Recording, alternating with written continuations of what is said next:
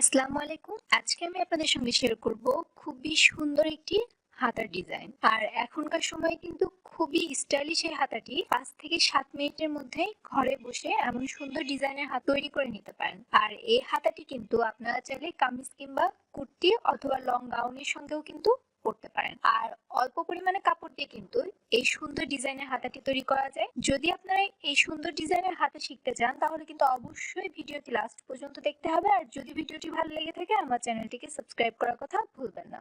Designer হাতাটি তৈরি করার জন্য প্রথমে আমাদের নরমাল হাতা কাটিং করে নিতে হবে। তো আমি এখানে একটি পার্ট আপনাদেরকে তৈরি করে দেখাবো, একই রকম ভাবে আপনারা আরো একটি হাতা তৈরি করে নেবেন। তো প্রথমে আমি কাপড়টিকে একবার ভাঁজ করে 2 পার্ট করে রেখেছি। যেহেতু আমি এখানে একটি হাতা কাটিং করে নিচ্ছি এবং এখান থেকে আমরা প্রথমে লম্বার মাপটি নিচ্ছি। তো উপর থেকে আমি প্রায় 1 ইঞ্চি পরিমাণ কাপড় বাদ রেখে মাপটি নিচ্ছি, যেহেতু আমাদের এখানে বাঁকা অংশ রয়েছে। এখান থেকে আমি লম্বার মাপ নিচ্ছি আমাদের 15 পর্যন্ত। আমি এখানে 11 ইঞ্চিতে দাগ কেটে নিচ্ছি এবং 1 ইঞ্চি নিচ্ছি এক্সট্রা সেলাই করার জন্য। টোটাল আমি 12 ইঞ্চিতে দাগ কেটে নিয়েছি এবং এখান থেকে আমি হাতার চওড়ার মাপ নিচ্ছি 9 ইঞ্চি। আমাদের আর্মহোলের জন্য দাগ কেটেছিলাম 7 ইঞ্চিতে, এর জন্য আমি আরো 2 ইঞ্চি পরিমাণ বাড়িয়ে দাগ কাটছি, অর্থাৎ 9 ইঞ্চিতে দাগ কেটে নিয়েছি এবং এখান থেকে 3.5 ইঞ্চিতে ডাউন করে দিচ্ছি এবং এইভাবে আমরা হাতার শেপ দিয়ে দিচ্ছি। এখানে আমরা একটি স্ট্রেট দাগ কেটে দিব। এখান থেকে আমাদের মোহরি মাপ নিতে হবে। আমাদের মোহরি হচ্ছে এখানে 11 অর্ধেক হচ্ছে 5.5 এবং 1 ইঞ্চি নিচ্ছে এক্সট্রা সেলাই করার জন্য। এখান থেকে আমরা একটি শেপ দিয়ে দিব এইভাবে। এখন আমরা দাগ অনুযায়ী কাটিং করে নিব। তো আমাদের কিন্তু নরমাল হাতা কাটিং করা কমপ্লিট। এখন আমরা কাপড়টিকে এভাবে মেলে নিব। মেলে নেওয়ার পর এখান থেকে 1 ইঞ্চিতে তালপাটের জন্য অংশ কাটিং করে নিচ্ছি। তো এইভাবে একটি হাতার শেপ দিয়ে দিব। এখন আমরা দাগ অনুযায়ী কাটিং করে নিচ্ছি। তো আমাদের হাতাটি কাটিং করা কমপ্লিট। এখন আমরা কি করব, হাতার কাপড়টিকে এভাবে উল্টো সাইডে মাঝখান দিয়ে ভাঁজ করে সাইড থেকে এখানে একটি ফিটিং এর সেলাই বসিয়ে নিব। তো দেখুন আমি সাইড থেকে ফিটিং সেলাই বসিয়ে দিয়েছি। এখন আমরা নিচে ঘেরের অংশটি কাটিং করব। তো আমি এখানে ডিজাইনার হাতাটি তৈরি করার জন্য এখানে আমি 1 টুকরো কাপড় নিয়েছি। তো আপনারা যদি একসঙ্গে দুটি হাতা কাটিং করেন তাহলে এরকম আরো একটি পার্ট আপনাদের লাগবে। তো আমি এখানে কাপড়টির লম্বা নিয়েছি 17.5 ইঞ্চি পরিমাণ এবং চওড়াতেও কিন্তু আমি 17.5 ইঞ্চি নিয়েছি। এখন আমরা কাপড়টিকে এভাবে কোণাকুণি ভাঁজ করব। আমি কাপড়টিকে কোণাকুণি ভাঁজ করে নিয়েছি। তো এটি হচ্ছে আমাদের বন্ধ সাইড আর এটি হচ্ছে আমাদের খোলা সাইড। তো এখন আমরা এখান থেকে খোলা যে অংশটি রয়েছে এখান থেকে 1.5 ইঞ্চিতে একটি মার্কিং করে নিচ্ছি। এইভাবে একটি রাউন্ড শেপ করে দিব। এই যে কর্নারটি রয়েছে এই কর্নারে আমরা 2 ইঞ্চিতে মার্কিং করব।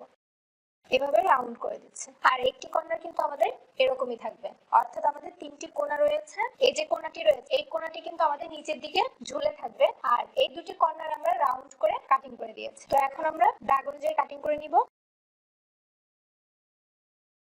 কাপড়টিকে এভাবে আমরা ভাঁজ করব। দেখুন সামনের পার্টি থেকে নিচের পার্টির ছোট নিচ্ছি প্রায় 6.5 ইঞ্চি পরিমাণ। আপনারা চাইলে কম বা বেশি পরিমাণে রাখতে পারবেন। দেখুন এখানে কিন্তু একটি কোণা তৈরি হয়েছে। তো এখান থেকে আমরা হাতের মোহরির মাপ নিব। আমাদের যে হাতের কাপড়টি ছিল সেই কাপড়টিকে এভাবে মাঝখান দিয়ে ভাঁজ করব। ভাঁজ করার পর এই যে কর্নারটি রয়েছে এই কর্নারটির উপরে এভাবে রাখবো এবং এখানে আমরা এরকম মার্কিং করে নিব। এখন আমরা দাগ অনুযায়ী কাটিং করে নিব।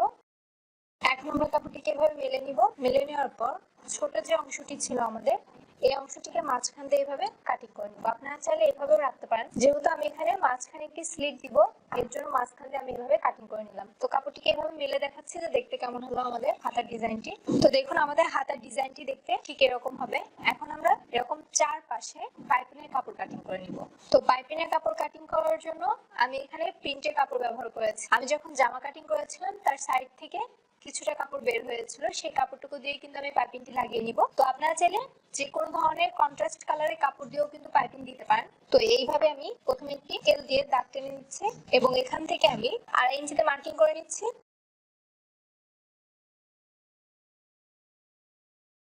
তো এরকম করে আরো কয়েকটি পাইপিনের কাপড় আমরা কাটিং করে নিব। তো দেখুন আমি কয়েক টুকরো কাপড় এরকম করে কাটিং করে নিয়েছি। এখন আমরা কাপড়গুলো জয়েন্ট দিয়ে একটি বড় পাইপিনের জন্য কাপড় তৈরি করে নিব। তো এখন আমি আপনাদেরকে দেখাবো যে টুকরো পাইপিনের কাপড় কিভাবে জয়েন্ট করে বড় পাইপিনের কাপড় তৈরি করতে হয়। তো দেখুন একটু খেয়াল করে এই যে দুটি পাইপিনের কাপড় রয়েছে এরকম দুটি মাথা আমরা এভাবে সমান করে নিব। সমান করে নেওয়ার পর নিচের কাপড়টিকে আমরা সোজা সাইডে রাখবো এবং উপরের কাপড়টিকে আমরা উল্টো সাইডে রাখবো। উল্টো সাইডে রেখে দুটি কাপড় দেখুন এরকম 4 কোণা করে রাখবো। রাখার পর মাঝখান দিয়ে একটি সেলাই বসিয়ে দিব। এটি হচ্ছে পাইপিনের কাপড় জয়েন করার সবথেকে সহজ একটি নিয়ম।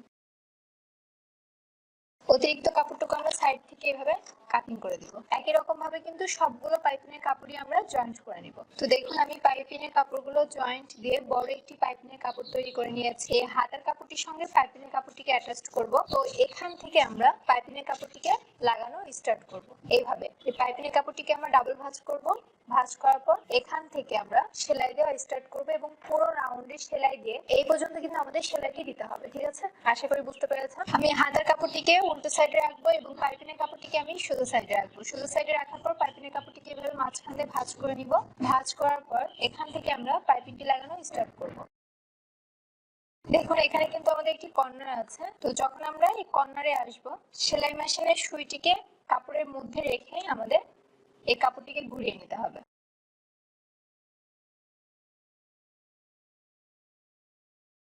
অতিরিক্ত অংশটুকু আমরা কাটিং করে নিব। এখন আমরা পাইপিনের কাপড়টিকে এভাবে আর একবার ভাঁজ করব। আর এই যে সেলাইয়ের যে মার্জিনটি রয়েছে সেটি কিন্তু আমরা পাইপিনের দিকে দিব। দেওয়ার পর ভাঁজ করে এর উপরে একটি সেলাই বসিয়ে দিব।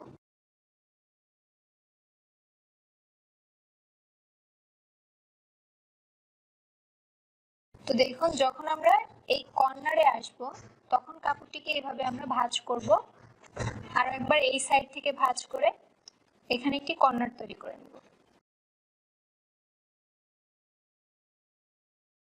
তো হাতার কাপড়টিকে এভাবে রাখবো। রাখার পর এটি হচ্ছে আমাদের নিচের অংশ, তাই না? আর এটি কিন্তু আমাদের দেখুন বন্ধ অংশ। তো এখানে আমি একটি মার্কিং করে নিচ্ছি। তো আমি কিন্তু হাতার এই অংশে যে সাইডটি বন্ধ রয়েছে সেই অংশে কিন্তু আমি মার্কিং করে নিয়েছি এবং এই যে নিচের যে ঘেরের অংশটি রয়েছে এই অংশের মিডল পয়েন্টে একটি মার্কিং করে নিতে হবে, এই সোজাসুজি। ঠিক আছে, তো আমি মার্কিং করে নিয়েছি। এখন আমরা কি করব, এই যে আমাদের যেখানে হাতার ফিটিং এর সেলাইটি দিয়েছি সেই পার্টটিকে আমরা এইভাবে রাখবো, এর সঙ্গে মিলিয়ে রাখবো। রাখার পর এই কাপড়টিকে এখানে আমরা এইভাবে ধরবো। এখানে যে পার্টটি রয়েছে এই পার্টটিকে এইভাবে ঘুরিয়ে এর সঙ্গে অ্যাটাচ করব। তো আমি এখানে পিন আপ করে দিচ্ছি, আপনারা চাইলে এইভাবেও কিন্তু সেলাই করে দিতে পারেন। এই পার্টটিকেও আমরা এইভাবে ঘুরিয়ে এর সঙ্গে এইভাবে অ্যাটাচ করব। এখানে কিন্তু কোনো রকমের কোনো কুচি বসবে না, প্লেন একটি সেলাই দিয়ে আটকে দিতে হবে। এই পুরো রাউন্ডে আমাদের সেলাইটি বসিয়ে দিতে হবে, তাহলে কিন্তু হাতাটি পুরোপুরি কমপ্লিট হয়ে যাবে। তো দেখুন আমাদের হাতাটি কিন্তু পুরোপুরি কমপ্লিট হয়ে গিয়েছে। আমি কিন্তু জামার সঙ্গে হাতাটি অ্যাটাচ করে দিয়েছি। আর হাতা কিভাবে জামার সঙ্গে অ্যাটাচ করতে হয় সেই ভিডিওটি অলরেডি আপলোড করা আছে, যারা এখনো দেখেনি ভিডিওটি অবশ্যই দেখে নেবেন। আর ভিডিওটি ভালো লাগলে লাইক দিতে ভুলবেন না, আর আমার চ্যানেলটিকে সাবস্ক্রাইব করবেন আর নতুন নতুন ভিডিও দেখার জন্য।